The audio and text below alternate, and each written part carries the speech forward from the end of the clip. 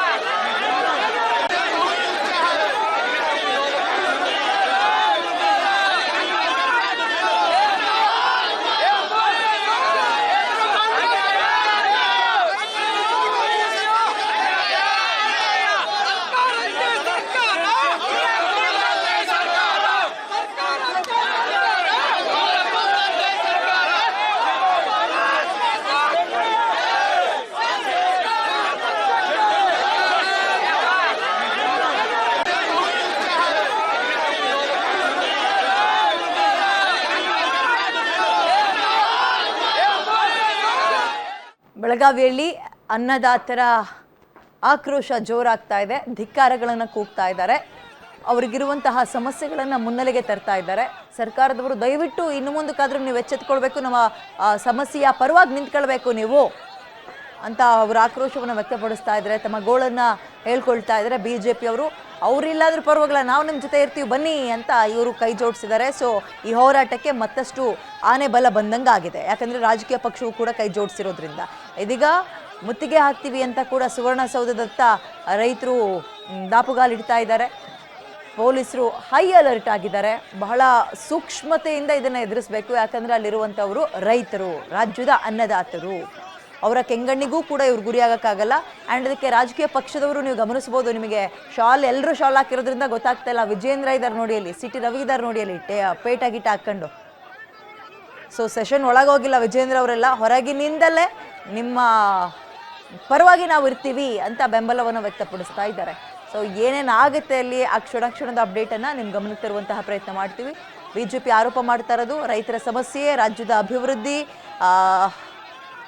ಇಂಥವನ್ನೆಲ್ಲ ಬಿಟ್ಟು ನೀವು ಬರೀ ಟಿಪ್ಪು ಜಯಂತಿ ಮಾಡ್ತೀವಿ, ಆ ಜಯಂತಿ ಮಾಡ್ತೀವಿ, ಈ ಬಾಳಿಗೆ ಸೆಷನ್ ಬೇರೆ ಬೇಕಾ ಅಂತ ಪ್ರಶ್ನೆ ಮಾಡ್ತಾ ಇದ್ದಾರೆ. ಮತ್ತೊಂದು ಕಡೆ ರೈತರು, ಕಬ್ಬು ಬೆಳೆಗಾರರಾಗಿರ್ಬೋದು, ಹೀಗೆ ಮೂಲೆಯಿಂದ ಉತ್ತರ ಕರ್ನಾಟಕ ಭಾಗದ ರೈತರೆಲ್ಲರೂ ಕೂಡ ಸುವರ್ಣಸೌಧದತ್ತ ದಾಪುಗಾಲಿಟ್ಟಿರೋದನ್ನು ಗಮನಿಸ್ತಾ ಇದ್ದೀರಿ.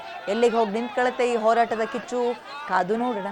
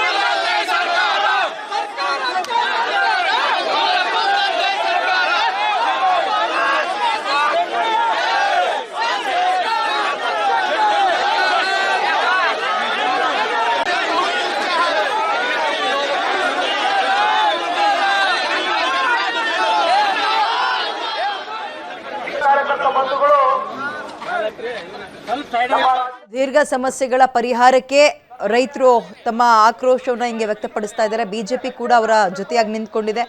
ವಿಜಯೇಂದ್ರ ಅವರ ನೇತೃತ್ವದಲ್ಲಿ ಹೋರಾಟವನ್ನು ಮಾಡ್ತಾ ಇರೋದನ್ನು ಗಮನಿಸ್ತಾ ಇದ್ದೀರಿ. ಈಗ ಬೆಳಗಾವಿಯಲ್ಲಿ ಇವತ್ತಿನಿಂದ ನಡೀತಾ ಇರುವ ಚಳಿಗಾಲದ ಅಧಿವೇಶನ 2ನೇ ದಿನಕ್ಕೆ ಕಾಲಿಟ್ಟಿದೆ.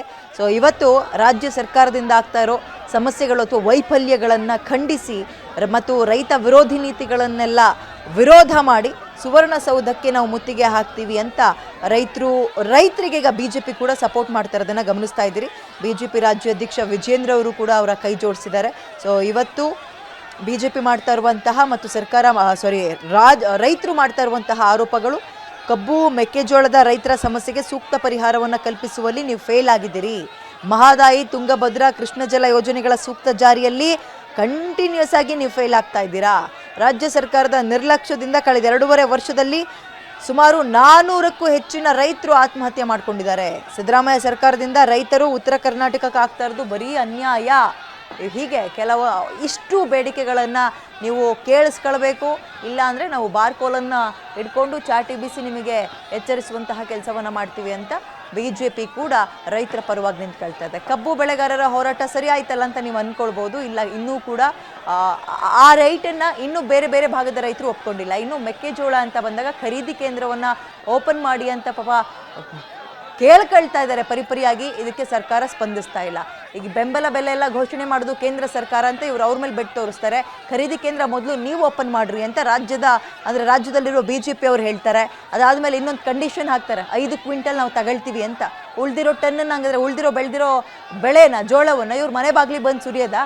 ನಾವು ಇಷ್ಟಿಷ್ಟೇ ತಗೊಳ್ತೀವಿ ಅನ್ನೋಕ್ಕೆ ರೈತರಿಗೆ ಇದನ್ನೇ ಹಾಕಿ ಇಷ್ಟೇ ಹಾಕಿ ಅಂತ ಹೇಳೋ ಹಂತಕ್ಕೆ ನೀವು ಬೆಳೆದು ಬಿಟ್ಟಿದ್ದೀರಿ. ಆ್ಯಂಡ್ ರೈತರು ನಿಮ್ಮನ್ನು ಕೇಳ್ಕೊಂಡು ಬೆಳೆಯನ್ನು ಇಷ್ಟಿಷ್ಟೇ ಬೆಳಿಬೇಕು ಅನ್ನೋ ಹಂತಕ್ಕೆ ಹೋಗಿಬಿಟ್ರೆ ಉದ್ಧಾರ ರಾಜ್ಯ ಮಾತ್ರ. ಇವೆಲ್ಲವೂ ಆಕ್ರೋಶಕ್ಕೆ ಕಾರಣವಾಗ್ತಾ ಇದೆ. ಮತ್ತು ವಿಪರೀತ ಮಳೆ ಬರ್ತಾ ಇದೆ. ಅಂದರೆ ಈ ಅತಿವೃಷ್ಟಿ ಅನಾವೃಷ್ಟಿ ಎರಡೂ ಕೂಡ ಅತಿಯಾಗಿ ಆಗ್ತಾ ಇರೋದ್ರಿಂದ ರೈತರಿಗೆ ಬೆಳೆ ಕೈಗೆ ಸಿಗೋದೇ ಅಪರೂಪ ಆಗ್ತಾ ಇದೆ. ಹಿಂಗಿದ್ದಾಗ ಸಾಲಗಳಾಗುತ್ತೆ, ಸಾಲ ತೀರಿಸ್ಕೊಳಕ್ಕಾಗದೆ ಅಥವಾ ಬೇರೆ ಬೇರೆ ಸಮಸ್ಯೆಯಿಂದ ರೈತರು ಆತ್ಮಹತ್ಯೆ ದಾರಿ ಹಿಡಿತಾ ಇದ್ದಾರೆ. ನಿಮ್ಮ ಅವಧಿಯಲ್ಲಿ 400ಕ್ಕೂ ಹೆಚ್ಚು ಜನ ರೈತರು ಆತ್ಮಹತ್ಯೆ ಮಾಡ್ಕೊಂಡಿದ್ದಾರೆ. ಇವೆಲ್ಲವಕ್ಕೂ ನೀವೇ ನೇರ ಹೊಣೆ ಅಂತ ಬಿಜೆಪಿ ಕೂಡ ಅವರಿಗೆ ಪ್ರಶ್ನೆ ಮಾಡುವ ಕೆಲಸವನ್ನು ಮಾಡ್ತಾ ಇದೆ. ಅದೆಲ್ಲವೂ ಇರಲಿ, ಇತ್ತೀಚಿನ ರೈತರ ಸಮಸ್ಯೆ ಅಂತ ಹೇಳಿದ್ರೆ ಮೆಕ್ಕೆಜೋಳ, ಈ ಅಕ್ಕಿ ಮತ್ತು ಕಬ್ಬು ಬೆಳೆಗಾರರಿಗೆ ಕೊಡುವಂತಹ ಪ್ರಾಮುಖ್ಯತೆಯನ್ನು ಅದು ಕಾಂಗ್ರೆಸ್ ಸರ್ಕಾರ ಅಂತಲ್ಲ, ಯಾವುದೇ ಪಾರ್ಟಿಗಳು ಬರಲಿ ಅಧಿಕಾರಕ್ಕೆ ಅವ್ರು ತಲೆ ಕೆಡಿಸ್ಕೊಳ್ಳಲ್ಲ ಮೆಕ್ಕೆಜೋಳದವ್ರದ್ದು. ಇವ್ರು ಆರಂಭದಲ್ಲಿ ಮಾತ್ರ ಹೇಳೋದು ಮೆಕ್ಕೆಜೋಳ ಬೆಳೀರಿ, ಎಲ್ಲ ಥರದ ಬೆಳೆನೂ ಬೆಳೀರಿ ಅಂತಾರೆ. ಬೆಳೆದ ಮೇಲೆ ಕೊಟ್ಟಂತಹ ಮಾತಿಗೆ ನಿಂತ್ಕೊಳ್ಳಲ್ಲ. ಬೆಳೆದಾದ್ಮೇಲೆ ಏನಂತಾರೆ, ನಾವು ಇಷ್ಟೇ ಖರೀದಿ ಮಾಡೋದು, ಅಷ್ಟೇ ತಗೊಳ್ಳೋದು, ಇಷ್ಟಕ್ಕೆ ಮಾತ್ರ ಹೇಳ್ತೀವಿ. ಹಂಗಾರೆ ಉಳಿದಿರೋದು ತಗೊಬಂದು ಏನು ಮಾಡಬೇಕು? ತಲೆ ಮೇಲೆ ಸುರಿಬೇಕಾ? ಇಲ್ಲ ಕೆರೆಗೆ ಚೆಲ್ಲಬೇಕಾ ಅದನ್ನು? ಇದು ಬುಲ್ಶಿಟ್. ಇದು 5 ಕ್ವಿಂಟಲ್ ಮಾತ್ರ ತಗೊಳ್ತೀವಿ, ಇಷ್ಟು ಕ್ವಿಂಟಲ್ ತಗೊಳ್ತೀವಿ ಅಂದರೆ ರೈತರಿಗೆ ಏನು ಬೆಳೀರಿ ಅಂತ ಹೇಳ್ಕೊಡುವ ಹಂತಕ್ಕೆ ನೀವು ಹೋಗ್ಬಿಟ್ಟಿದ್ದೀರಿ. ಆಮೇಲೆ ಇಷ್ಟೇ ಬೆಳೀರಿ ಅಂತಲೂ ಕೂಡ ಹೇಳ್ತಾ ಇದ್ದೀರಿ ಅಂದರೆ ಅವ್ರನ್ನ ಹೆಂಗೆ ಕಟ್ಟಾಕಕ್ಕೆ ಪ್ರಯತ್ನ ಪಡ್ತಾ ಇದ್ದೀರಾ ನೋಡಿ. ಶೇಮ್ ಇದು. ಹೇಳ್ಕೊಳಕ್ಕೆ ಎಲ್ಲರೂ ಕೂಡ ವಿಧಾನಸೌಧದಲ್ಲಿ ಗೆದ್ದಾಗ ಹಸಿರು ಶಾಲ್ಗಳನ್ನೇ ಹಾಕ್ಕೊಂಡು ನಾವು ರೈತರ ಪರವಾಗಿ ಕೆಲಸ ಮಾಡ್ತೀವಿ ಅಂತೀರಿ. ಪ್ರತಿ ವರ್ಷ ಒಂದೊಂದು ಬೆಳೆಗಳನ್ನು ಬೆಳೆಯುವ ರೈತರು ನಿಮ್ಮ ಮುಂದೆ ಈ ಥರ ಬಿಸಿಲಲ್ಲಿ ಬಂದು ಒದ್ದಾಡಬೇಕು. ನಿಮ್ಗಳಿಗೆ ಭಾರಿ ಅತ್ಯದ್ಭುತವಾದಂತಹ ಫೆಸಿಲಿಟೀಸ್ ಸುವರ್ಣಸೌಧದಲ್ಲಿ